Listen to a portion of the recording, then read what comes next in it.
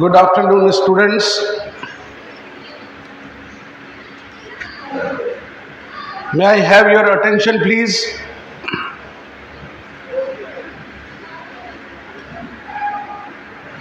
आज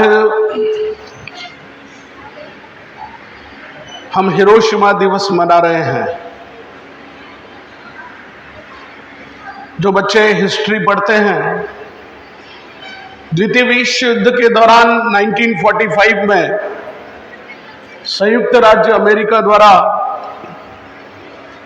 अमेरिकन राष्ट्रपति रूजवेल्ट के नाम पर उन्होंने जिस परमाणु बम को हिरोशिमा पर गिराया था उसका नाम था लिटिल बॉय। और नागासाकी पर चूंकि अमेरिकन की दोस्ती ब्रिटेन से थी और उन्होंने मिलकर नागासाकी पर जो बम गिराया उसका नाम सर विंसेंट चर्चिल के नाम पर फैटमैन रखा। इस तरह लिटिल बॉय और फैटमैन नाम के दो परमाणु बम हिरोशिमा और नागासाकी पर गिराए गए। ऐसी मान्यता है कि 1945 में उस समय एक लड़की जिसका नाम था सडाको ससाकी, उसको लुकेमिया हुआ था। और जापान में एक मान्यता है कि 1000 सारस बनाने के बाद किसी भी समस्या का समाधान हो जाता है, आपकी ख्वाहिश पूरी हो जाती है। तो वहां पर 1000 सारस उस लड़की ने कागज के बनाए।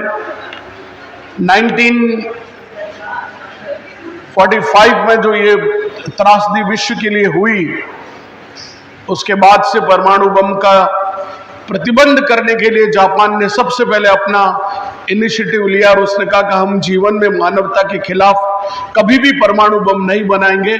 जबकि जापान इतना सक्षम राष्ट्र होने के बावजूद आज तक उसने परमाणु बम नहीं बनाया है।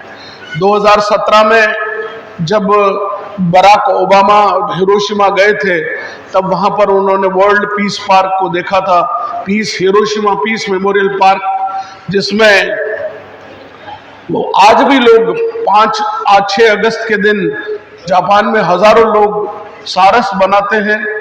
और सारस मतलब क्रेन, वो सारस बनाकर वहां पर प्रदर्शित करते हैं जिससे कि दुनिया में यह संदेश जाए कि दुनिया पर कोई आंच ना आए।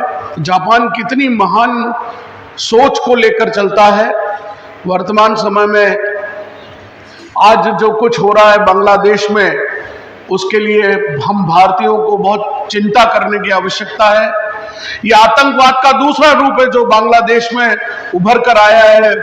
वो पाकिस्तान की सोची समझी षड्यंत्र वाली नीति जिसने वहां के विद्यार्थियों को भड़काकर आज वहां पर अशांति और अराजकता का वातावरण पैदा किया है। वहां के लोकतंत्री व्यवस्था को समाप्त करने के लिए जिस तरह का षड्यंत्र रचा गया है, आप सब विद्यार्थी, पढ़े लिखे विद्यार्थी होने के लिए आप सबकी नैतिक जिम्मेदारी कि लोग आपको कुछ भी कहें, आप अपने विवेक से काम करें। कोई जातिवाद के नाम पर भड़काएगा, कोई आरक्षण के नाम पर भड़काएगा, कोई आपको संप्रदाय के नाम पर भड़काएगा, लेकिन हम पढ़े लिखे विद्यार्थी हैं।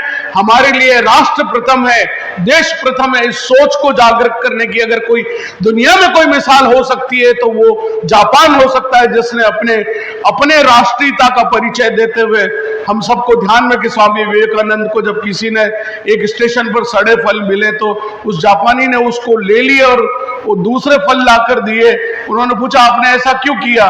तो उसने कहा कि आप भारत देश से हैं और आपको गलती से सड़े फल प्राप्त हो गए, तो मैं नहीं चाहता कि आप जब वापस भारत में जाएं तो जापान का नाम ना खराब हो कि देखो मुझे जापान में रेलवे स्टेशन पर सड़े हुए फल प्राप्त हुए।